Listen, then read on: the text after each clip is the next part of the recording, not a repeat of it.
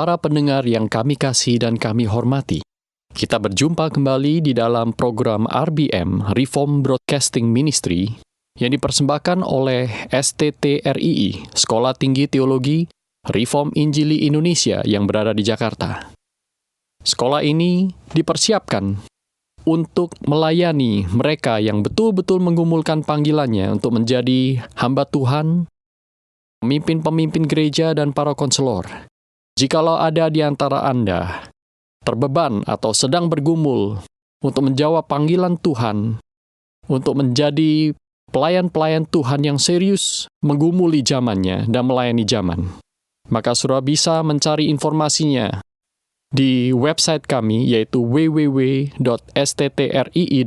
atau menelpon kami di 021 799 0357, 021 799 0357. Saudara yang terkasih dalam Tuhan, saat ini kita akan membahas topik bersama yang kita akan terus-menerus renungkan sampai di minggu-minggu yang akan datang, yakni satu program yang kami sebut sebagai katekisasi bersama dengan kami. Mungkin Anda pernah mengikuti katekisasi di gereja, atau Anda belum mendapatkan kesempatan mendapatkan katekisasi di gereja. Maka dengan mendengarkan program kami selama beberapa minggu di depan, saudara akan mendapatkan pembahasan di dalam katekisasi yang untuk itu kami menggunakan Katekismus Heidelberg, katekismus yang sangat historis di dalam gereja-gereja Protestan, dan kita akan mendapatkan kembali satu kerangka iman yang hidup, yang sudah dihidupi dan masih terus hidup, satu kerangka iman Alkitabiah yang akan menuntun kita ke dalam hidup yang berakar, bertumbuh, dan berbuah di dalam Tuhan. Nah, saat ini kita akan memulai dengan artikel yang pertama, yakni dalam minggu pertama, pertanyaan pertama di sana dikatakan dalam Katekismus Heidelberg, apakah satu-satunya penghiburan saudara, baik pada masa hidup maupun pada waktu mati? Dan kemudian jawab Katekismus adalah demikian, bahwa aku dengan tubuh dan jiwaku, baik pada masa hidup maupun pada waktu mati, bukan milikku sendiri, melainkan milik Yesus Kristus, Juru Selamatku yang setia. Dengan darahnya yang tak ternilai harganya, Dia telah melunasi seluruh hutang dosaku dan melepaskan aku dari segala kuasa iblis. Dia juga memelihara aku, sehingga tidak sehelai rambut pun jatuh dari kepalaku di luar kehendak Bapa yang ada di surga. Bahkan, segala sesuatu harus berguna untuk keselamatanku. Karena itu juga, oleh Roh-Nya yang kudus, Dia memberiku kepastian mengenai hidup yang kekal dan menjadikan aku sungguh-sungguh rela dan siap untuk selanjutnya mengabdi kepadanya. Saudaraku yang terkasih dalam Tuhan, dalam pertanyaan pertama Katekismus Heidelberg ini, ada beberapa hal yang menarik yang perlu kita perhatikan. Yang pertama adalah bahwa kehidupan Kristiani adalah kehidupan yang dipenuhi dengan penghiburan dari Tuhan. Di sana Katekismus bertanya, apakah satu-satunya penghiburan saudara, baik pada masa hidup maupun pada waktu mati? Saudaraku, ini bukan penghiburan seperti seorang baru saja sedih, kemudian dia ditraktir makan oleh teman-temannya dan dia kemudian berbahagia lagi. Itu memang sebuah penghiburan, tetapi itu bukanlah penghiburan yang dimaksud dalam katekismus ini. Mengapa? Karena penghiburan yang dimaksud di tempat ini, di teks ini adalah penghiburan baik pada masa hidup maupun pada waktu mati. Ini adalah sebuah penghiburan yang akan terus-menerus berlaku. Penghiburan yang bersifat kekal, yang sebenarnya Alkitab sendiri ajarkan kepada kita. Suatu penghiburan ini sebenarnya melukiskan tentang kebutuhan manusia yang paling dalam. kebutuhan manusia yang esensial, yaitu bahwa manusia itu membutuhkan kebahagiaan. Manusia membutuhkan satu penghiburan yang hanya Tuhan yang bisa memberinya. Nah, saudaraku yang terkasih dalam Tuhan, jikalau saudara pernah belajar karya dari Paul Tillich, maka dia menggunakan satu istilah yang menarik, yaitu ultimate concern. Itu artinya kepedulian yang utama. Atau dengan kata lain, saudaraku, Katekismus Heidelberg ini ingin bertanya kepada kita, apa sebenarnya yang paling kita pedulikan di dalam hidup ini? Apa di dalam hidup ini yang mengorganisasi segala hidup kita? Aktivitas kita, perasaan kita, angan-angan kita, impian kita, dan segala perencanaan kita. Apakah kita mempunyai satu penghiburan? Apakah kita mempunyai satu kepedulian yang mengatur segala sesuatu itu yang sanggup membawa kita kepada kekekalan? Nah, saudaraku yang terkasih dalam Tuhan, maka jawaban Alkitab begitu jelas bahwa kita tidak akan mendapatkan penghiburan di dalam harta yang fana. Kita tidak akan mendapatkan penghiburan dalam kesehatan tubuh. Kita tidak akan mendapatkan penghiburan yang sejati melalui sahabat-sahabat kita. Kita tidak akan mendapatkan penghiburan yang sejati itu melalui segala sesuatu yang bersifat duniawi. Tapi Alkitab mengatakan dengan jelas, yaitu bahwa kita adalah milik Kristus, dan itulah yang menjadi penghiburan kita satu-satunya. Mari kita melihat beberapa ayat Alkitab yang berkaitan dengan hal ini. Yang pertama terambil dari Roma pasal 14. Roma pasal 14, ayat yang ke-7 sampai dengan ayat yang ke-8. Roma pasal 14, ayat yang ke-7 sampai dengan ayat yang ke-8 berbunyi demikian. Sebab tidak ada seorang pun di antara kita yang hidup untuk dirinya sendiri, dan tidak ada seorang pun yang mati untuk dirinya sendiri. Sebab jika kita hidup untuk Tuhan, dan jika kita mati untuk Tuhan. Jadi, baik hidup atau mati, kita adalah milik Tuhan. Kita adalah milik Kristus. Satu bagian lagi yang terambil dari 1 Korintus pasal yang ke-6. 1 Korintus pasal yang ke-6, ayat yang ke-19 sampai dengan ayat yang ke-20. Di sana dikatakan, atau tidak tahukah kamu bahwa tubuhmu adalah bait Roh Kudus yang diam di dalam kamu, Roh Kudus yang kamu peroleh dari Allah, dan bahwa kamu bukan milik kamu sendiri. Sebab kamu telah dibeli, dan harganya telah lunas dibayar. Karena itu muliakanlah Allah dengan tubuhmu. Saudaraku yang terkasih dalam Tuhan, di dalam bagian-bagian Alkitab ini dengan begitu eksplisit Alkitab mengatakan bahwa ketika kita menjadi orang yang percaya kepada Yesus Kristus, di sana muncullah satu penghiburan, yaitu bahwa kita bukan milik kita sendiri. Saudaraku yang terkasih dalam Tuhan, jikalau kita memiliki satu atau dua barang yang sangat kita kasihi, kita sayangi, atau mungkin untuk mendapatkan barang itu kita harus menabung begitu lama, dan kemudian kita kehilangan barang itu, maka hati kita sedih.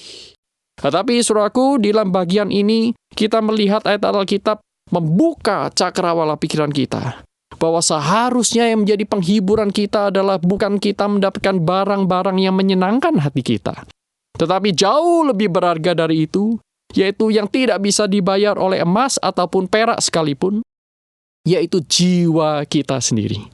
Dan jiwa kita sendiri itu begitu berharga sehingga Tuhan Yesus pernah berkata, apa gunanya kamu memperoleh seluruh dunia, tetapi engkau kehilangan nyawamu? Apa gunanya engkau mendapatkan seluruh kekayaan di dunia ini? Engkau mendapatkan semua yang nafsumu inginkan, tetapi engkau kehilangan nyawamu. Nah, di dalam bagian itu Tuhan Yesus sebenarnya sedang berbicara tentang syarat-syarat mengikut Dia. Barang siapa mau mengikut aku, ia harus memikul salib, menyangkal dirinya, dan mengikut aku. Dan orang yang menyimpan atau berusaha menyelamatkan sendiri nyawanya, dia akan kehilangan. Tetapi orang yang kehilangan nyawanya karena Yesus Kristus, dia justru akan mendapatkannya. Di sini kita melihat bahwa Alkitab mengajarkan kepada kita jauh melampaui apa yang diajarkan oleh dunia, yaitu bahwa ada satu tatanan nilai surgawi yang Tuhan sediakan bagi setiap anak-anak Tuhan, yaitu melihat nyawa kita lebih penting daripada barang yang fana, dan melihat Kristus lebih dari segala-galanya. Nah, saudaraku yang terkasih dalam Tuhan, itulah sebabnya Katekismus Heidelberg ini memberikan kepada kita satu formulasi yang sangat kental, satu formulasi Alkitabiah yang begitu dalam. Dia mengatakan bahwa aku dengan tubuh dan jiwaku, baik pada masa hidup maupun pada waktu mati, aku bukan milikku sendiri. Artinya, saudaraku, lebih daripada yang kita berikan kepada hidup kita ini, lebih dari yang kita pedulikan, Allah lebih peduli.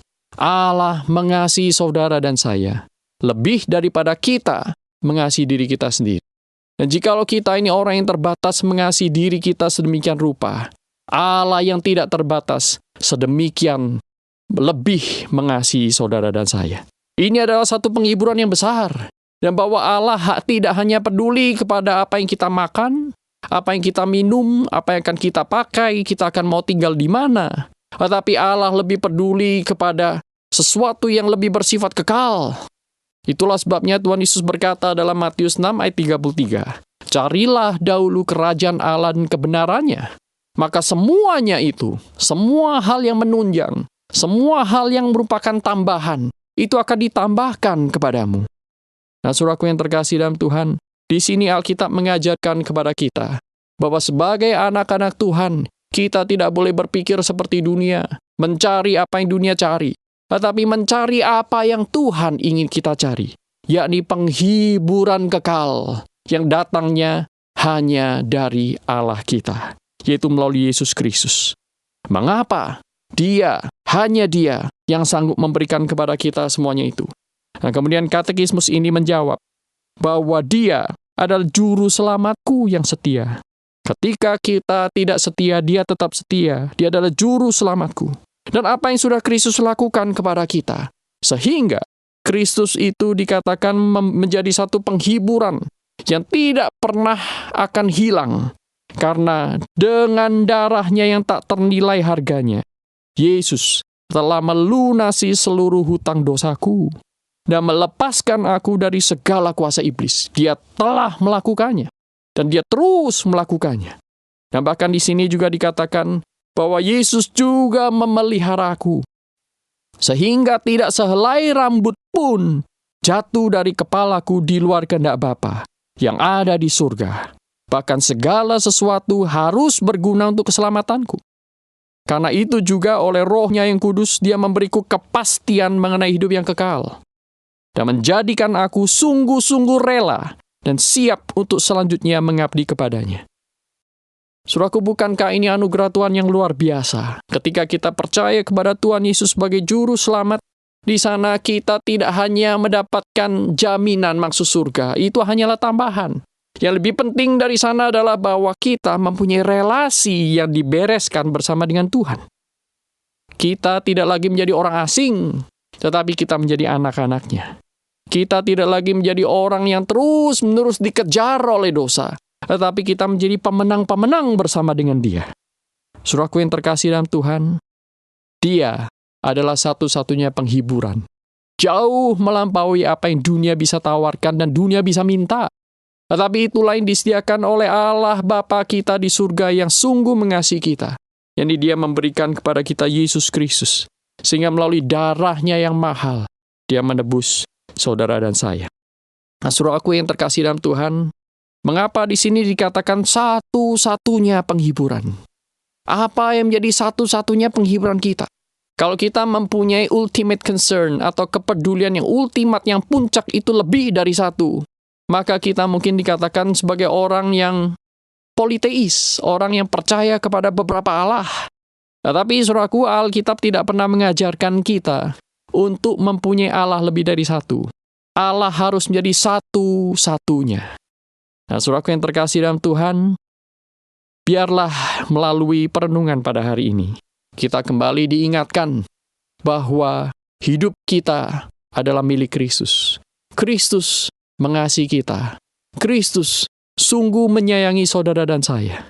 Dia jauh mengasihi kita lebih daripada kita mengasihi diri kita sendiri. Dia memikirkan kita, peduli kepada kita lebih daripada kita mengerti dan peduli akan diri kita sendiri.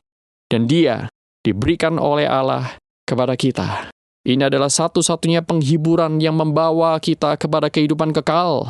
Bahkan di dalam hidup ini dan dalam waktu mati, kita tidak perlu lagi takut akan kuasa dosa. Kita tidak perlu lagi takut akan kuasa si jahat, karena kita sudah menjadi milik Kristus. Sampai di sini pembicaraan kita pada hari ini. Dan biarlah Tuhan menyertai saudara sekalian. Saudaraku, marilah kita terus-menerus berdoa supaya Tuhan terus menguatkan iman kita dan menjadikan Dia satu-satunya penghiburan, baik dalam hidup maupun mati. Para pendengar yang terkasih dalam Tuhan, sampai jumpa di minggu yang akan datang pada hari dan waktu yang sama, dengan bahasan yang berikutnya. Biarlah Tuhan menyertai kita semua. Bersama dengan RBM, Reform Broadcasting Ministry yang dipersembahkan oleh Sekolah Tinggi Teologi Reform Injil Indonesia. Shalom.